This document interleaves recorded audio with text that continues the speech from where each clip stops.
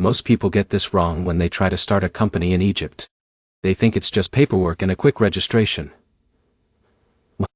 But here's the truth no one tells you. The real process is not only about registering a business. It is about choosing the right legal structure, understanding approvals, dealing with government agencies, and setting everything up correctly, so your company can actually operate without delays. Now imagine this. Alex wants to launch a trading company in Cairo. He is excited, he finds clients quickly, and he rushes into registration. But he skips proper structure planning. His documents get rejected. His bank account gets delayed. And suddenly, his business momentum stops before it even starts. Now compare that to John. John takes a structured approach. He chooses the right company type, prepares documents correctly, registers through the General Authority for Investment, sets up taxes early, and opens a corporate bank account smoothly. Within a short time, he is fully operational and legally compliant. The difference is not luck. It is process. In this video, you are going to learn exactly how to start a company in Egypt, step by step, in 2026. No confusion. No legal jargon overload. Just a clear roadmap from idea to fully registered business. You will understand company types, registration steps, required documents, tax setup, banking, costs, and the mistakes most beginners make. Now let's start with the most important decision, and this is where most people go wrong. Your company structure. Before anything else, you need to understand what type of company you are building in Egypt. This decision affects everything later, including taxes, ownership, and how easily you can scale. In Egypt, the most common business structures include sole proprietorship, limited liability company, and joint stock company. A sole proprietorship is the simplest option. It is usually for individuals working alone or small businesses testing the market. For example, if Jake is starting a small design service or online store, this structure might be enough at the beginning. But here's the problem. Many people stay in this structure even when their business grows. That creates limitations when they try to hire employees, attract investors, or work with larger companies.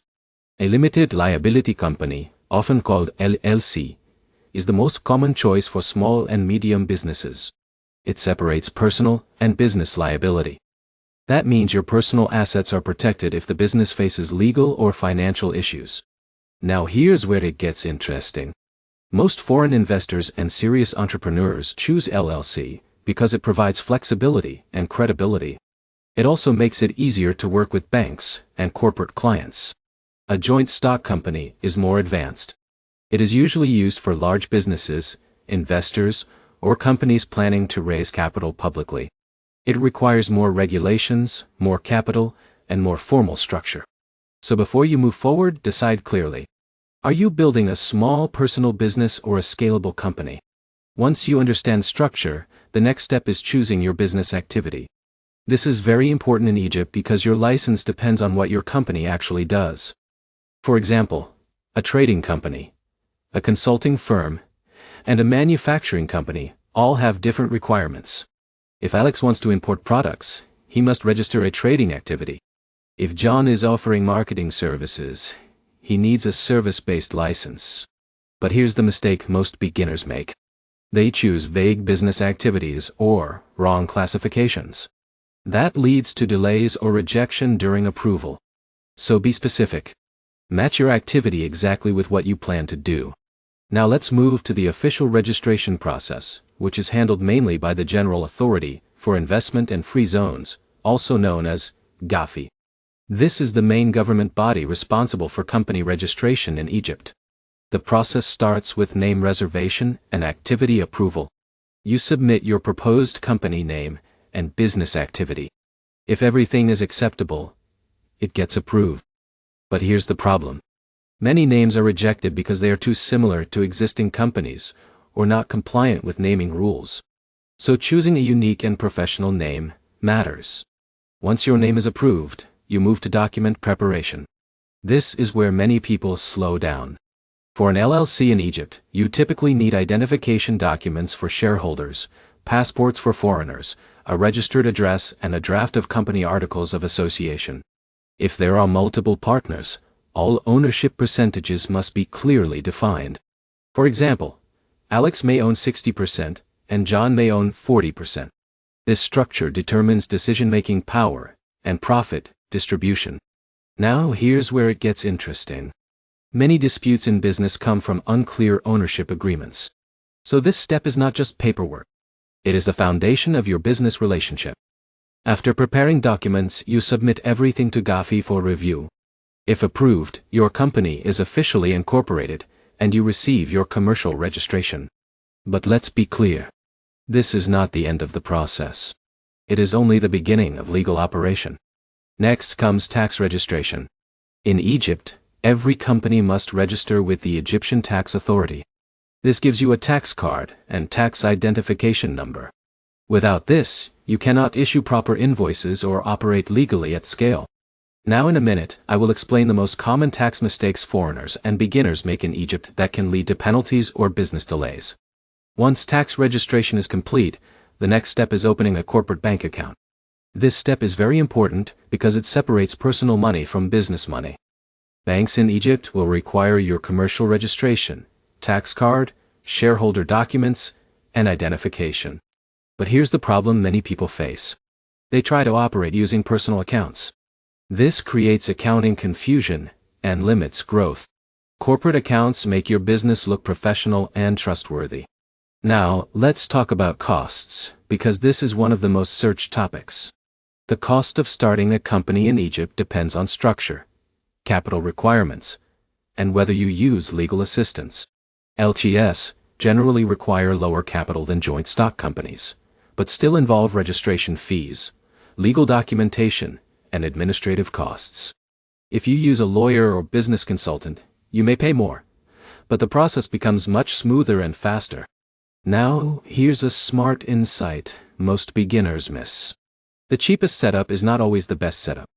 A properly structured company saves you time, avoids rejection, and builds long-term credibility. Now, let's talk about timelines. In Egypt, company registration can take anywhere from a few days to a few weeks depending on documentation accuracy and government processing times. Delays usually happen for one reason: incorrect or incomplete documents. That is why preparation is everything. Now let's talk about foreign investors. Yes, foreigners can start companies in Egypt. In fact, Egypt encourages foreign investment in many sectors. However, some industries may require local partners or additional approvals depending on regulations. So if you are like Alex, coming from outside Egypt, you should carefully structure ownership and business activity before starting. Now let's cover compliance, because this is where many businesses fail silently. After registration, companies must comply with tax filings, annual reporting, and regulatory updates. Even if your company is not making revenue, you may still need to submit filings. Now, here's where it gets interesting. Many businesses that seem successful fail later, because they ignore compliance early. Then penalties accumulate, and operations become restricted. So even if you are small, treat compliance seriously from day one. Let's bring everything together clearly. To start a company in Egypt, first choose your structure carefully. Then decide your business activity. Next, reserve your company name, and submit your application through GAFI. After approval, prepare and submit your legal documents. Then complete tax registration with the Egyptian Tax Authority. After that, open a corporate bank account. Finally, maintain ongoing compliance with taxes and reporting. If you follow these steps in order, you avoid the common mistakes that delay most beginners. And here is the final truth. Starting a company in Egypt is not overly complicated. The system is structured. The challenge is not the law. The challenge is understanding the process clearly, and following it step by step without rushing. If this guide helped you, make sure to like the video so more people can learn it. Leave a comment if you want a breakdown of another country or deeper explanation of business structures. And subscribe for more step-by-step business guides that simplify complex legal systems into clear actions you can follow.